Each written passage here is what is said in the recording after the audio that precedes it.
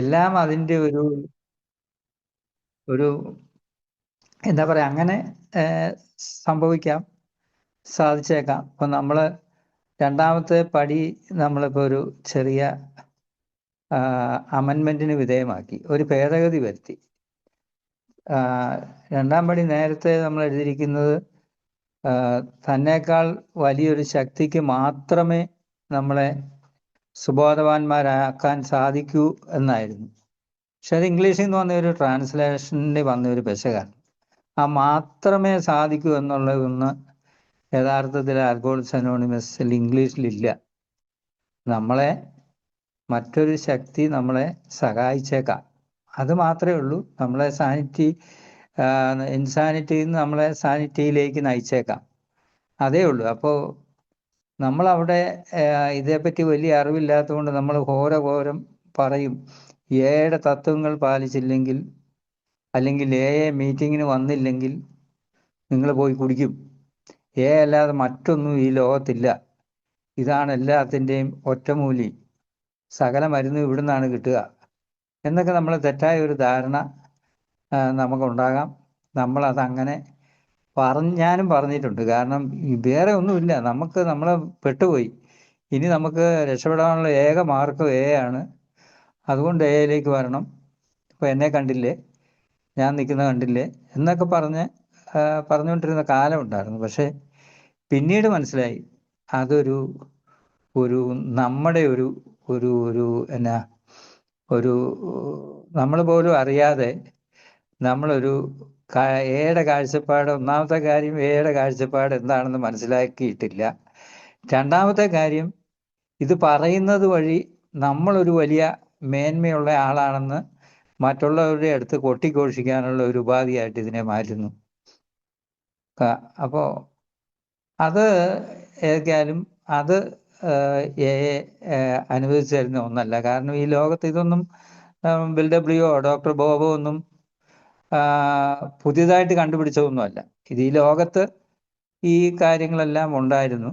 അതിനെ ആ ആശയങ്ങളെ ഒന്ന് സംയോജിപ്പിച്ച് ഒരു മദ്യാസക്തന് റിക്കവറി നടത്താനുള്ള, റിക്കവറിയിൽ കൂടെ പോകാനുള്ള ഒരു സഹായകരമായ ഒരു പദ്ധതി അത് കൊണ്ടുവന്നു എന്ന് മാത്രമേ ഉള്ളൂ. അവരും ഇതാണ് അതുകൊണ്ടാണല്ലോ, കാരണം ഇത് ബിൽ ഡബ്ല്യു എഴുതിയ ലേഖനത്തിൻ്റെ ഭാഗമാണല്ലോ. കംസ് ഓഫ് പേജ് 232 ഈ പറഞ്ഞിരിക്കുന്ന കാര്യമാണ്. It would be a false pride to claim that is cure all. അപ്പോൾ അതൊരു ഫാൾസ് പ്രൈഡാണ്. നമ്മളൊരു കേമന്മാരാണ്, കാരെല്ലാം കേമന്മാരാണ്. നമ്മളൊരു പദ്ധതി കണ്ടുപിടിച്ചിരിക്കുന്നു, അതുവഴി ഈ ലോകം മുഴുവൻ മദ്യാസക്തിയിൽ നിന്ന് മാറിപ്പോകുമെന്നുള്ള നമ്മുടെ ഒരു മുൻവിധിയോ അല്ലെങ്കിൽ തെറ്റായ ഒരു ധാരണയാണെന്ന് കൃത്യമായിട്ട് പറയുന്നു. Is a cure all even for ആൽക്കഹോളിസത്തിൽ നിന്ന് പലപ്പോഴും ഇതിൽ നിന്ന് മാറി നിൽക്കാൻ വേറെ പദ്ധതികളൊക്കെ കാണുമായിരിക്കാം.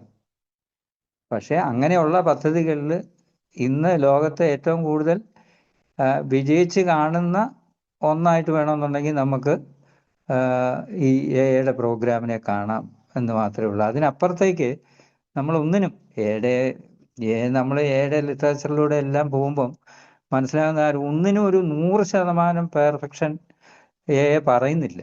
ഒരുപക്ഷെ അതിൻ്റെ ആത്മീയ തലം അങ്ങനെ ആയതുകൊണ്ടായിരിക്കാം. കാരണം പൂർണ്ണത എന്ന് പറയുന്നത്, നമ്മൾ ബില്ലാണേലും ഇന്നിപ്പോൾ കടന്നു വരുന്ന ആളാണേലും നമ്മളാരും പൂർണ്ണതയുള്ള ആൾക്കാരല്ല.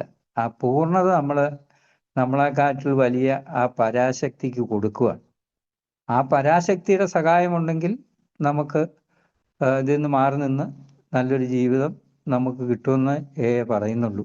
കിട്ടിയേക്കാമെന്നേ പറയുന്നുള്ളൂ. കിട്ടുമെന്ന് പോലും അസന്നിഗ്ധമായിട്ടൊന്നും പ്രഖ്യാപിക്കുന്നില്ല എന്ന് എനിക്ക് തോന്നുന്നത്. അപ്പം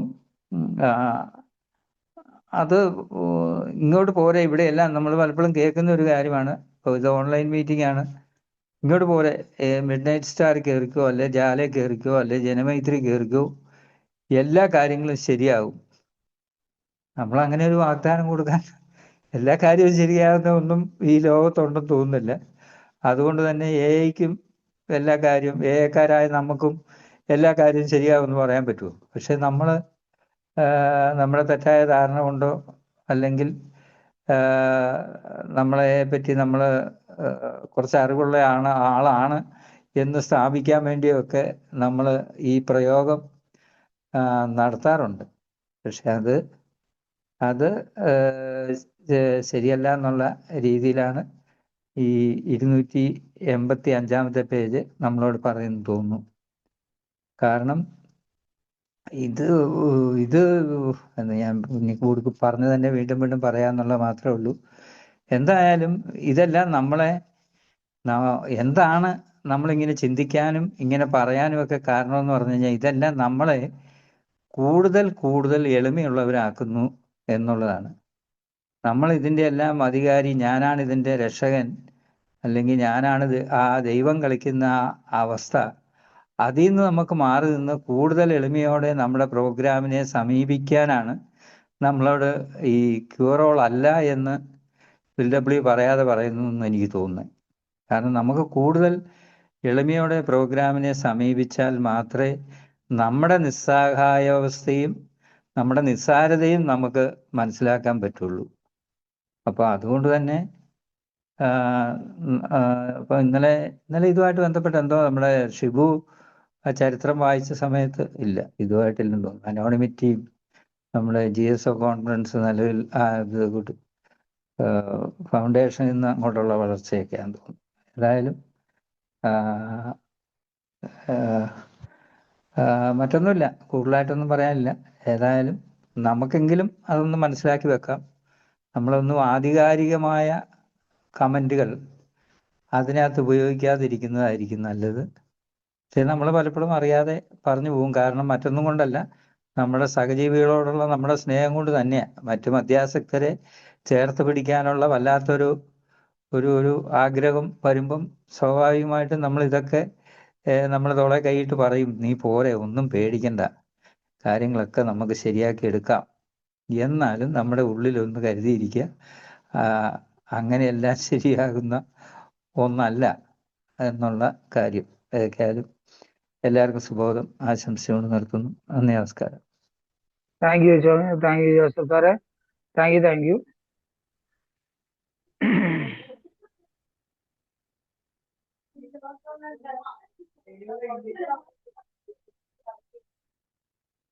ഖലീലിക്ക എന്തെങ്കിലും പറയണ്ട? കുറെ നാളായല്ലോ ഖലീലിക്ക മിഡ്നൈറ്റ് സ്റ്റാറിൽ വന്നിട്ട്. രക്ഷയില്ല, സ്ലീപ്പി ആണോ? ഓക്കെ. Thank you.